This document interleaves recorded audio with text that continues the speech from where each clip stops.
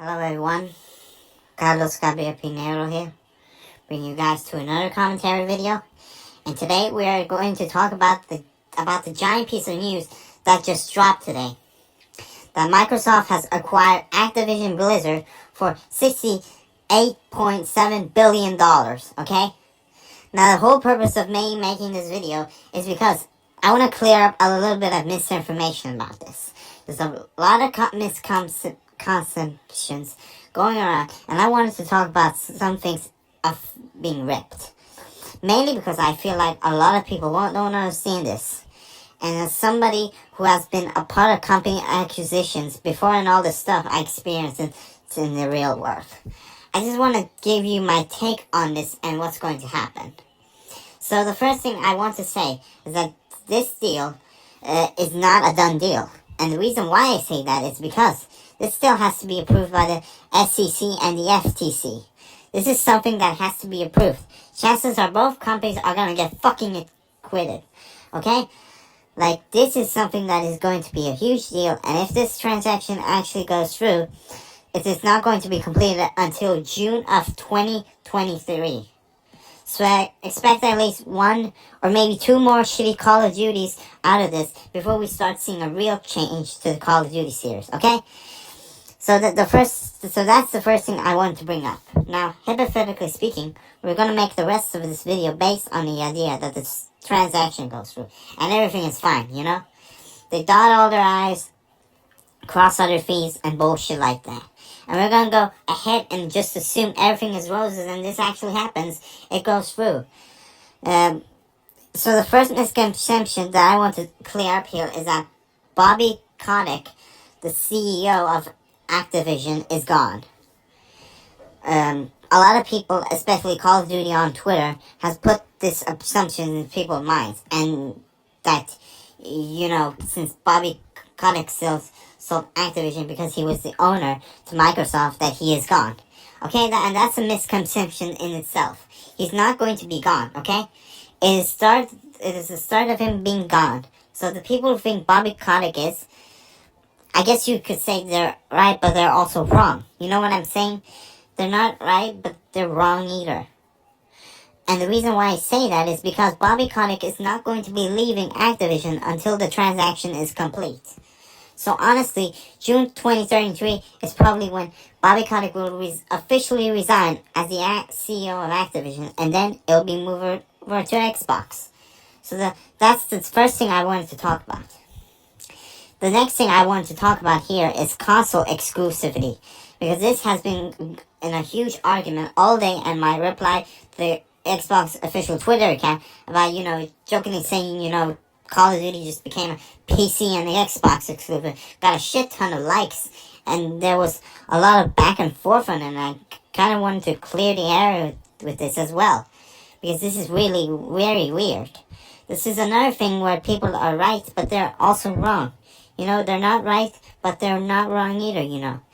The reason I say this is because, you know, true, but it's not true. Because, first of all, in order for this deal to go through, I feel like there's gonna have to be something in writing that says that PlayStation can still have the rights to Call of Duty as a title on their system. And the reason why I say that is because if this does not happen, where, you know, I guess you could say Microsoft gives Sony a firm handshake on this, and that there is a very high chance that Sony sues Microsoft and Activision for this transaction. Mostly because at what point do you have no purpose for buying a PlayStation anymore at this point? Or mostly because Xbox Game Pass is going to give you the access to pretty much every title you want. You know, like Halo, Call of Duty, Forza, name it. It's on the Xbox Game Pass. So Xbox Game Pass in itself now is better than anything PlayStation is going for it. I think it's like PlayStation Plus or some shit. So already the subscription service is better, but not only that, but a lot of the games that people play on PlayStation, you can play on Xbox now. Like, for example, Red Dead Redemption, Grand Theft Auto, NBA 2K, you know what I'm saying? Like, what incentive do people have to buy a PlayStation anymore?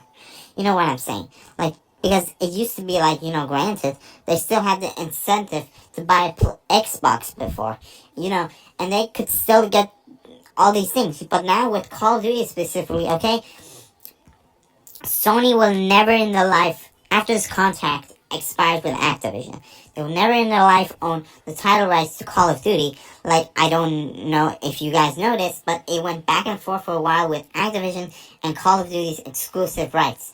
For each console, Xbox 360 used to have it. Then PlayStation got it. And now, Microsoft said, fuck it, we're just gonna buy Activision, and so now Sony will never get their exclusive rights to Call of Duty ever again. Unless they pay an astronomical fucking amount for it to Microsoft.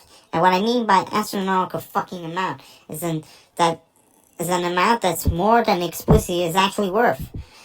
So I do think that what's going to happen here is Call of Duty will be included in Game Pass.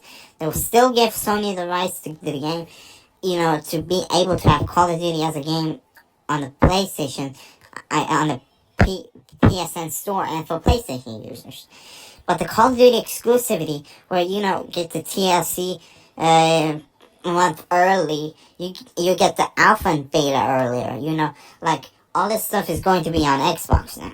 So if you're somebody who's playing Call of Duty and you play Call of Duty exclusively, you have zero reason on a PlayStation at this point. I mean, unless you want to play like fucking Tomb Raider or Spider-Man or some shit like that. Like, at this point, the titles aren't even close. So, I'm a fan of both systems. I don't want to sit here and turn this into a console war, but I do want to say that I think there's zero incentive to own a PlayStation anymore after this, and I think that's a big reason why this deal has the ability to fall through the cracks and not happen. Mostly because Sony can file a lawsuit claiming a monopoly on the industry to Microsoft, and it could throw a huge weight in this full fucking thing. So that's why you don't see me just jumping out of my fucking chair and pulling out the pom-poms and screaming and shit like a sissy girl because this happened, okay? Because there's a very high chance that this gets contested in court. So that's the first thing I also hear. I want to, I guess you can also say, bring up for you guys. The last thing I want to talk about here is Call of Duty being specifically an Xbox only title. Because there's a lot of people saying that this will eventually happen, and I brought this up a little bit already in the previous segment about Call of Duty, the title exclusivity itself, but this is kind of a continuation of that. I just want to say that Microsoft at this point, I don't think it's going to cut Sony out of this. I think, like I said, they're going to keep Call of Duty as a PlayStation title. But I want to say that Microsoft reserves the right here to tell Sony to go fuck themselves. That's pretty much what's happening here. I think Microsoft is going to let Sony continue to have Call of Duty as a title on their console, but as far as early DLC, early beta access, early alpha access, that's all going to be Xbox after 2023 or whenever that contract expires with Activision and Sony. But they have a right to tell them to go fuck themselves. That's essentially what Microsoft is doing here. They're reserving the right to tell Sony to go fuck themselves. And honestly, I'm actually excited. I kind of hope, just from my personal opinion on the topic, for example, I would really like to see Blackthorn get arrived. Blackthorn is our Activision owned title, just letting you know. And then we have Geometry Wars, which used to be one of my favorite games growing up as a kid. I'm hoping that one gets revived. And not to mention, Project Gotham is an Xbox title, but I'd love to see that maybe come back Monday. I doubt it, because it has nothing to do with this thing happening around. But it's still an Xbox title, so they won't probably, because Forza is doing so well. But right now, Microsoft owns a lot of shit, and it would be cool to see them revive Platform, revive some of these, Activision titles that we haven't seen in a while. What is it? Blackthorn Geometry Wars? Which Geometry Wars supposedly did really well for all the Xbox consoles and other stuff like that. But this is a lot of implications to it. A lot of moving parts. I have yet to see what's going to happen with all this. I just think this is going to get contested in court contested in court by Sony. I don't see why it would be, because I just have a feeling Sony is going to have a real problem with this, because at this point, there's a zero incentive to own a PlayStation, especially with Xbox Game Pass, with how much value you're going to get there for whatever it is, the $12.99 a month. I just don't see where people would prefer a PlayStation over an Xbox at this point after this deal. So, tell me what you guys think about this down below in the comment section down below. I would love to hear your guys' opinion on this, because it helps me out and I just like it.